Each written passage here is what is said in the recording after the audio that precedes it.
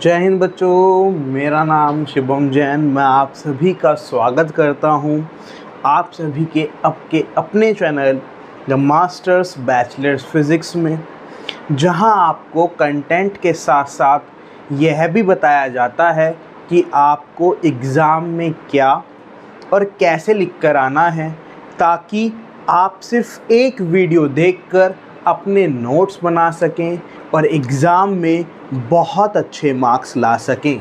तो आइए इसी कैटेगरी में आगे बढ़ते हुए आज हम बात करेंगे class 12th unit first electrostatic के chapter number 1 electric charge and its field के एक और नए इम्पोर्टेंट टॉपिक की, जिसका नाम है इलेक्ट्रिक फील्ड लाइंस। देखो बच्चों, ये इलेक्ट्रिक फील्ड लाइंस के बारे में जो आज हमें इस लेक्चर में करना है वो हम क्या करेंगे। इस टॉपिक को पढ़ने से पहले या स्टार्ट करने से पहले मैं यहाँ पर एक शब्द देखना चाहूँगा जिसका नाम है इलेक्ट्रिक फील्ड। क्या है यहाँ पर? Electric field. तो अब ये इलेक्ट्रिक फील्ड क्या होता है, इस इलेक्ट्रिक फील्ड की वैल्यू कितनी होती है, इस इलेक्ट्रिक फील्ड की value due two point charge क्या होगी, इस इलेक्ट्रिक फील्ड की यूनिट क्या होगी, ये कैसी क्वांटिटी है, स्केलर है या वेक्टर है, इसकी एक डायरेक्शन होती है तो किधर की तरफ होगी, ये सब कुछ हम कंप्लीट डिस्कशन कर चुके हैं अपनी प्रीवियस वीडियोस के अंदर, जिसमें आपको इन सभी टॉपिक्स के बारे में यानी कि इलेक्ट्रिक फील्ड के बारे में कंप्लीट नॉलेज आपको दी जा चुकी है। ठीक है, तो अगर आपने अभी तक उस वीडियो को नहीं देखा तो लिंक आपको डिस्क्रिप्शन बॉक्स में दिया हुआ है, आप जाकर सबसे पहले इस वीडियो को देख सकते हैं। उसी के बाद आपको आज के लेक्चर को करने में मज़ा आएगा। तो बात करते हैं इलेक्ट्रिक फील्ड लाइंस की। तो इलेक्ट्रिक फील्ड लाइंस होता क्या है, अगर हम बात करें इस टॉपिक के अंदर ही, इस टॉपिक का नाम के अंदर ही इसका मतलब छुपा हुआ है। क्या मतलब है? यानी कि इलेक्ट्रिक फील्ड्स के चारों तरफ कुछ लाइंस होंगी। क्या होंगी? कुछ लाइंस होंगी, यानी कि इलेक्ट्रिक फील्ड को रिप्रेजेंट करने के लिए कुछ लाइंस का यूज़ करेंगे, उन्हीं को बोल देंगे हम क्या? Electric field lines. या फिर सिंपल शब्दों में अगर मैं कहूँ तो इलेक्ट्रिक फील्ड को रिप्रेजेंट करने के लिए हम क्या करते हैं? हम कुछ लाइंस को यूज़ करते हैं। और वो लाइंस कैसे होंगी, आइए देखते हैं। बात करते हैं इलेक्ट्रिक फील्ड लाइंस की। देखो, इलेक्ट्रिक फील्ड लाइंस क्या होता है, बहुत ही इजी कॉन्सेप्ट है। जैसे कि फॉर एग्जांपल आपने एक चार्ज लिया। क्या लिया आपने? एक चार्ज लिया Q, पॉजिटिव हमने एक चार्ज लिया। तो ये क्या करता है, ये चार्ज अपने चारों तरफ एक फील्ड बना लेता है, जिसके अंदर अगर कोई आएगा, कोई दूसरा चार्ज आएगा तो या तो वो अट्रैक्ट होगा या फिर वो रिपेल होगा। तो जो फील्ड इसने अपने चारों तरफ बनाया, इसी को हम बोलते हैं इलेक्ट्रिक फील्ड। तो इस इलेक्ट्रिक फील्ड को रिप्रेजेंट करने के लिए जो हम इमेजिनरी लाइंस, यानी कि ऐसी लाइन जो कल्पनाओं में जीवित है, उसको ड्रॉ करेंगे तो वे लाइंस कहलाएंगी आपकी इलेक्ट्रिक फील्ड लाइंस। जैसे कि पॉजिटिव चार्ज की वजह से हमें पता है इलेक्ट्रिक फील्ड क्या होता है, रेडियली आउटवर्ड, यानी कि बाहर की तरफ होता है। तो क्या होगा, तो कुछ इलेक्ट्रिक फील्ड लाइंस ऐसे बन जाएंगी। अब इनकी प्रॉपर्टीज़ क्या होगी, ऐसे क्यों बन रही है, इसके बारे में हम अभी इस वीडियो में डिस्कस करेंगे।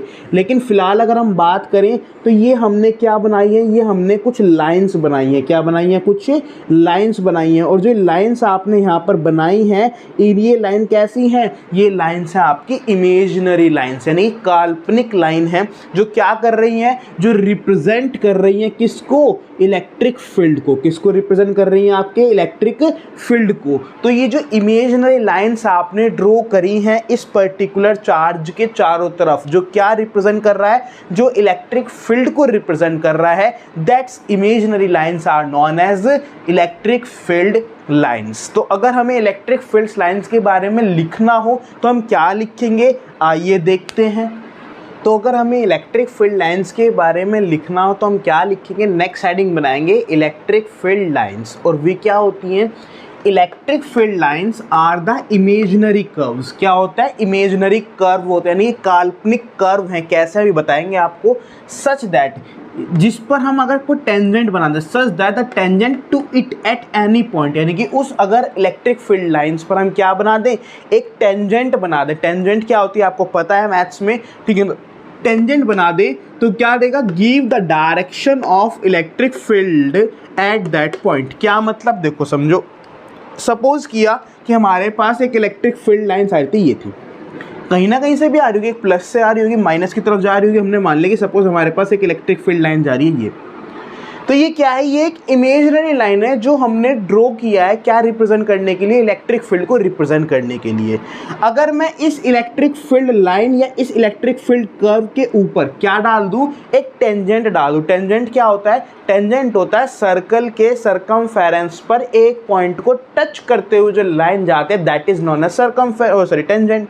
तो क्या होगा, अगर मैं इस पर एक टेंजेंट ड्रॉ करूं कुछ इस तरह से,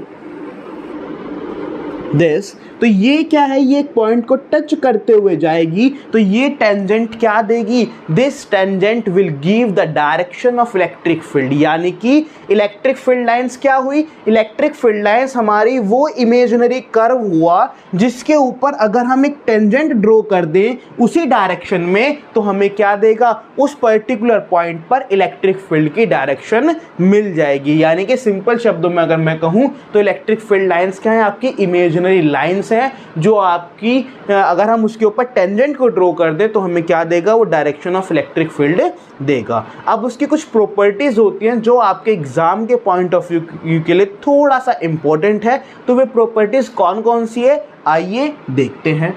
तो अगर हम बात करें नेक्स्ट, इसी के अंदर सब हेडिंग क्या बनाएंगे, that is properties of electric field lines. यानी कि जो इलेक्ट्रिक फील्ड लाइंस होती हैं उनकी कुछ प्रॉपर्टीज़ होती हैं, और वो कौन कौन सी प्रॉपर्टीज़ होती है। सबसे पहली प्रॉपर्टी अगर हम बात करें तो electric field lines are continuous smooth curve without any break. इसका मतलब क्या है कि जो इलेक्ट्रिक फील्ड लाइंस होती हैं वो क्या होती हैं, कंटिन्यूअस कर्व होती हैं, बीच में कहीं भी टूटती नहीं है। जैसे कि फॉर एग्जांपल हमने एक चार्ज लिया Q, तो इससे जो इलेक्ट्रिक फील्ड लाइंस निकलेंगी वो क्या होंगी, वो कॉन्टिन्यूस होगी। ऐसा नहीं होगा कि बीच में कहीं क्या हो रही होगी, वो ब्रेक हो रही होगी और फिर दोबारा स्टार्ट हो रही होगी, ऐसा नहीं होगा। यानी कि क्या होगा, इलेक्ट्रिक फील्ड लाइंस जो होंगी वो कैसी होंगी, वो कॉन्टिन्यूस कर्व, स्मूथ कर्व होंगी, वो कहीं भी टूट नहीं रही होंगी बीच में। ठीक है, तो पहली प्रॉपर्टी आपको ये याद रखनी है। दूसरी प्रॉपर्टी अगर हम बात करें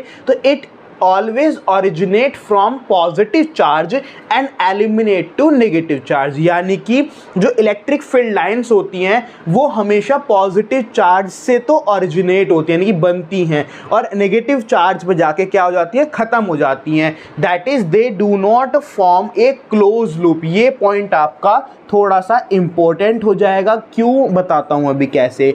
तो इसमें क्या बोला इन्होंने ये बोला कि कोई भी इलेक्ट्रिक फील्ड लाइंस जो होती हैं वो पॉजिटिव चार्ज से तो स्टार्ट होती हैं और नेगेटिव चार्ज पे जाके ख़त्म हो जाती हैं। इसका मतलब है कि वे कोई भी क्लोज लूप नहीं बनाती। कैसे, देखो ज़रा ध्यान से। सपोज करते हैं कि हमारे पास एक पॉजिटिव चार्ज है, ये रहा प्लस का Q, ऐसी एक नेगेटिव चार्ज है हमारे पास माइनस का Q। तो क्या होगा, प्लस चार्ज से तो इलेक्ट्रिक फील्ड बाहर की तरफ निकलेगा और नेगेटिव चार्ज में इलेक्ट्रिक फील्ड अंदर की तरफ आएगा। यानी कि इलेक्ट्रिक फील्ड ऐसे जाएगा, प्लस से निकल रहा है माइनस की तरफ, लेकिन ऐसा नहीं होगा कि माइनस से भी निकल जाए फिर वापस किस में आ जाए, प्लस की तरफ, ऐसा नहीं होगा। तो इसका मतलब क्या है, इसका मतलब ये है कि हमेशा ओरिजिनेट तो प्लस से ही होगा और एलिमिनेट कहाँ हो जाएगा, जाके माइनस के ऊपर। इसका मतलब क्या हुआ कि वे कभी भी क्लोज लूप नहीं बनाएंगे। क्लोज लूप मतलब जैसे आपने पढ़ा था ना कि अगर एक मैग्नेट है आपके पास, नॉर्थ पोल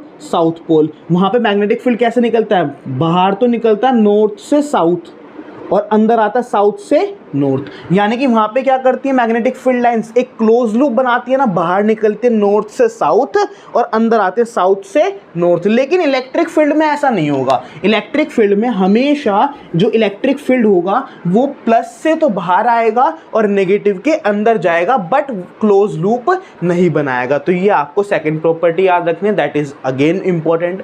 थर्ड प्रॉपर्टी भी आपकी एक कह सकते हैं क्वाइट इंपॉर्टेंट है। वो कैसे है, वो क्या बोलता है कि कोई भी दो इलेक्ट्रिक फील्ड लाइंस, यानी कि no two electric field lines never intersect each other, यानी कि कोई भी दो इलेक्ट्रिक फील्ड लाइंस कभी भी एक दूसरे को इंटरसेक्ट नहीं करेंगी। क्यों नहीं करेंगी, रीजन क्या है उसका, देखो क्या होगा। सपोज करते हैं कि हमारे पास दो इलेक्ट्रिक फील्ड लाइंस है, कहाँ है, पहली एरी और दूसरी एरी, और मान लिया कि चलो ये दोनों एक दूसरे को क्या कर गई, इंटरसेक्ट कर गई। और कहाँ पे कर गई, एक पॉइंट पे कर गई ये, ठीक है, मान लिया कि कट कर गई। अब अगर हमें यहाँ पे डायरेक्शन निकालनी है तो क्या करेंगे, मैंने आपको अभी बताया था इलेक्ट्रिक फील्ड्स लाइन में की डेफिनेशन बताते समय कि जब भी आपको डायरेक्शन निकालनी हो इलेक्ट्रिक फील्ड के लाइंस की या इलेक्ट्रिक फील्ड की, तो आप उसके ऊपर क्या करते हैं, टेंजेंट ड्रॉ करते हैं। तो अगर मैं यहाँ पे टेंजेंट की बात करूँ तो एक टेंजेंट तो इस वाली फील्ड की होगी, पहले वाले की, और एक टेंजेंट होगी इस दूसरे वाले फील्ड की। कैसे होगी, पहली टेंजेंट तो कुछ इस तरह से जाएगी और दूसरी टेंजेंट कुछ इस तरह से जाएगी। होगा नहीं होगा भाई, ये पहले वाले ये वाला जो टेंजेंट जा रहा है ये किसका है, ये पहले वाले इलेक्ट्रिक फील्ड लाइंस का है, और जो ये वाला टेंजेंट आ रहा है ये किसका है, दूसरे वाली इलेक्ट्रिक फील्ड लाइन का है। यानी कि एक टेंजेंट ये री T1, एक टेंजेंट ये री T2, या ये 2 की है तो इसको T2 कह देते हैं, और ये T1 हो गया।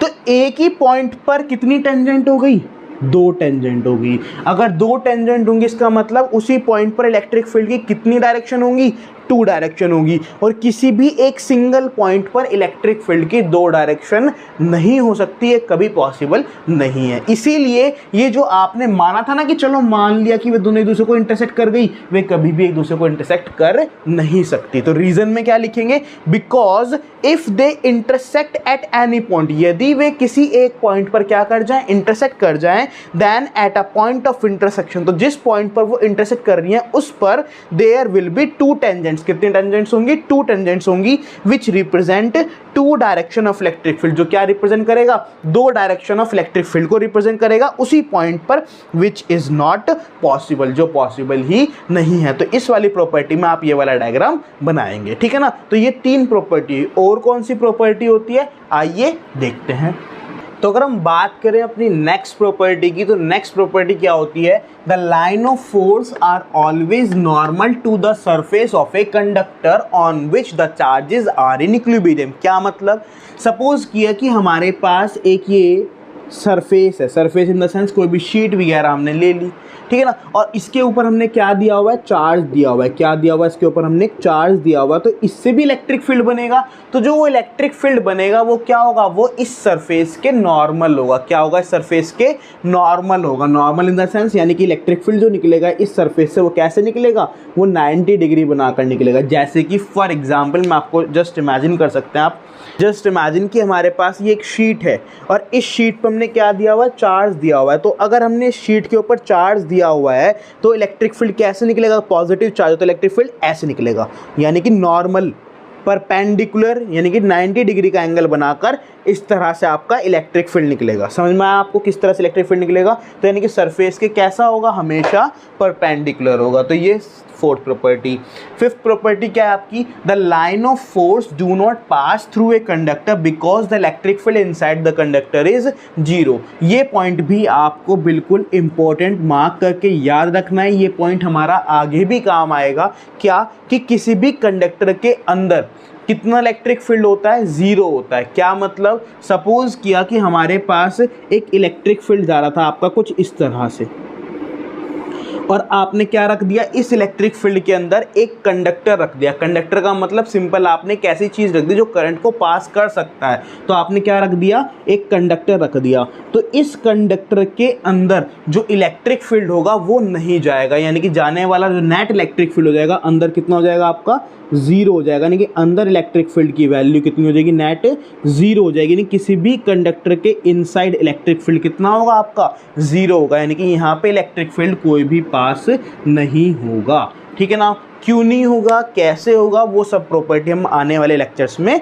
पढ़ेंगे, ठीक है ना। तो आपको इतना ध्यान रखना है कि जो लाइन ऑफ फोर्स होती है, यानी कि जो इलेक्ट्रिक फील्ड लाइंस होती हैं, वो किसी भी कंडक्टर के अंदर से पास नहीं होती, क्योंकि उसके अंदर इलेक्ट्रिक फील्ड कितना होता है, 0 होता है। तो ये आपको इसकी नेक्स्ट प्रॉपर्टी को याद रखना है, ठीक है ना। तो ये हुआ हमारा इलेक्ट्रिक फील्ड लाइंस के बारे में कंप्लीट। अब हमें क्या करना है, अब हमें कुछ इलेक्ट्रिक फील्ड लाइंस के डायग्राम देखने हैं, जैसे कि अगर कोई हमारे पास पॉजिटिव चार्ज हो तो उसकी वजह से इलेक्ट्रिक फील्ड लाइंस कैसे बनेंगी, नेगेटिव चार्ज हो तो उसकी वजह से कैसे बनेंगी, कोई सिमिलर चार्जेस यानी कि डाइपोल हो या फिर अपोजिट चार्जेस हो तो वो कैसे बनेगा, तो वो सभी हमें नेक्स्ट इसी के अंदर हमें कवर करना। तो आइए देखते हैं।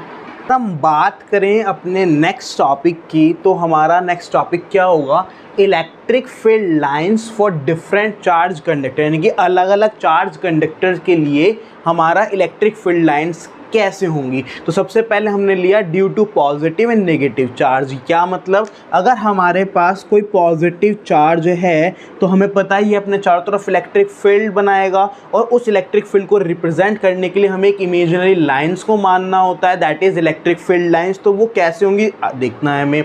या फिर अगर हमारे पास कोई माइनस चार्ज हो तो वो भी अपने चारों तरफ इलेक्ट्रिक फील्ड बनाएगा, तो उसको रिप्रेजेंट करने के लिए भी इलेक्ट्रिक फील्ड लाइंस होंगी, तो वो कैसे होंगी वो भी देखना हमें।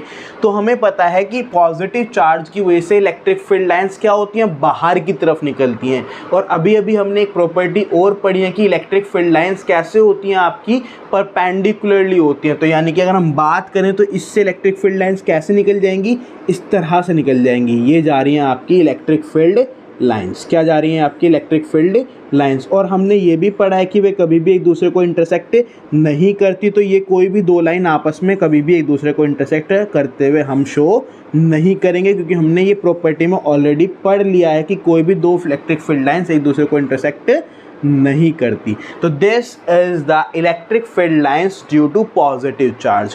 अगर नेगेटिव चार्ज की वजह से बात करें तो क्या होगा, डायग्राम यही होगा, बट डायरेक्शन क्या होंगी, अंदर की तरफ होगी, क्योंकि हमने पढ़ रखा है नेगेटिव चार्ज की वजह से बनने वाला इलेक्ट्रिक फील्ड कैसा होता है, इनसाइड होता है। तो क्या करा हमने, इलेक्ट्रिक फील्ड लाइंस तो अब भी वही होंगी, बट क्या होगा, इस बार डायरेक्शन अंदर की तरफ होंगे, यानी कि डायरेक्शन हो जाएगी इस बार रेडियली इनवर्ड, ठीक है ना। तो ये हुआ हमारा डायग्राम किसके लिए, फॉर नेगेटिव चार्ज। किसके लिए हुआ ये आपका डायग्राम, आपका हुआ फॉर नेगेटिव चार्ज।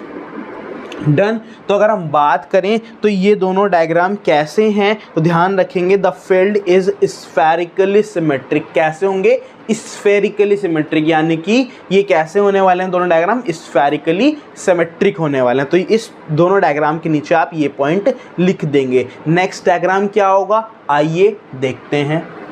तो नेक्स्ट क्या है, नेक्स्ट है हमारे पास due to two equal and opposite charge. अगर हमारे पास दो इक्वल और अपोजिट चार्ज हों तो उसकी वजह से इलेक्ट्रिक फील्ड लाइंस कैसे होंगी, आइए देखते हैं। सपोज किया कि हमारे पास एक चार्ज था प्लस क्यू, और उतना ही चार्ज हमारे पास एक और है दैट इज माइनस क्यू, यानी कि दोनों इक्वल हैं और अपोजिट नेचर के हैं। तो यहाँ से इलेक्ट्रिक फील्ड लाइंस कैसे बनेंगी, अगर मैं बात करूँ पहले इसकी, तो इसका इलेक्ट्रिक फील्ड क्या होगा, बाहर की तरफ होगा ना। तो ये जा रहा है इसका इलेक्ट्रिक फील्ड दिस,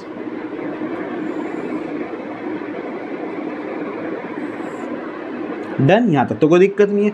लेकिन जो इलेक्ट्रिक फील्ड लाइन इसका ऐसे जाने चाह रहा होगा वो क्या कर लेगा, वो नेगेटिव उसको अपनी तरफ अट्रैक्ट कर लेगा, क्योंकि हमें पता है opposite charge attract each other. तो होगा क्या, जो इलेक्ट्रिक फील्ड लाइंस ऐसे ड्रॉ करना चाह रहे होंगे वो हम क्या होगा, वो अंदर की तरफ इस तरह से मूव कर जाएगा। तो जो यहाँ पे होगा वो तो कोई दिक्कत नहीं होता, ऐसे जाएगा। लेकिन जो ऐसे जाना चाह रहा होगा वो ऐसा ना जाकर वो कैसे चला जाएगा, वो ऐसे चला जाएगा। तो ये इलेक्ट्रिक फील्ड लाइंस इस तरह से मूव कर जाएंगी। ऐसे ही यहाँ से क्या होगा, ये स्ट्रेट ऐसे निकल जाएगा। ऐसे जो इलेक्ट्रिक फील्ड लाइन ऐसे जाना चाह रहा होगा वो भी क्या होगा, वो भी ऐसे कर्व हो जाएगा। तो यानी कि वो इलेक्ट्रिक फील्ड लाइंस भी क्या होगा, इस तरह से कर्व हो जाएगा, ठीक है ना। तो ये हुआ हमारा पॉजिटिव की वजह से। बात करें नेगेटिव से, तो नेगेटिव के अंदर इलेक्ट्रिक फील्ड अंदर की तरफ आता है, तो इधर से तो आ ही रहा है, साथ में इधर से भी शो कर देंगे कि ये आ रहा है इसका इलेक्ट्रिक फील्ड कहाँ पे, रेडियली इनवर्ड, यानी कि अंदर की तरफ। तो ये होंगे आपके ड्यू टू अपोजिट चार्ज। अब यहाँ पे जरा एक बात बताओ, इस जगह यानी कि इतने इन दोनों चार्जेस के बीच में जो स्पेस है वहाँ पे इलेक्ट्रिक फील्ड कैसा होगा? वहाँ पे जो इलेक्ट्रिक फील्ड होगा वो मैक्सिमम होगा, यानी कि अच्छा खासा ज़्यादा होगा। क्यों होगा? क्योंकि जो बाहर की तरफ जाने के लिए तैयार थे वो भी अंदर मुड़ गए ड्यू टू अपोजिट नेचर। तो क्या होगा? यहाँ पे इलेक्ट्रिक फील्ड अच्छा होगा, और ये जो फील्ड यहाँ पे बनेगा वो कैसा होगा? वो होगा सिलेंड्रिकली सिमेट्रिक। कैसा होगा? Cylindrically symmetric. तो ये है for two equal and opposite charge. तो आइए नेक्स्ट देखते हैं। तो नेक्स्ट क्या होगा? नेक्स्ट है for two equal and same charge, यानी कि इस बार दोनों का मैग्नीट्यूड भी इक्वल है और नेचर भी इक्वल है। यानी कि फॉर एग्जांपल पहला भी प्लस क्यू है और दूसरा भी आपका प्लस क्यू है। तो अब क्या होगा देखते हैं। सबसे पहले इसकी बात करते हैं। तो इसकी वजह से इलेक्ट्रिक फील्ड यहाँ तो ऐसे ही निकलेगा, कोई दिक्कत नहीं है। बट जो इलेक्ट्रिक फील्ड इस तरह से निकलने की कोशिश कर रहा होगा उसको ये क्या कर देगा? रिपेल कर देगा। क्यों? क्योंकि इस बार दोनों का नेचर क्या है? सेम। तो जो इलेक्ट्रिक फील्ड ऐसे जा रहा होगा वो कैसे मुड़ जाएगा? वो ऐसे मुड़ जाएगा रिपल्शन की वजह से। तो जो इलेक्ट्रिक फील्ड ऐसे जा रहा होगा वो ऐसे जा क्या हो जाएगा? बैक कर्व ले लेगा इस तरह से।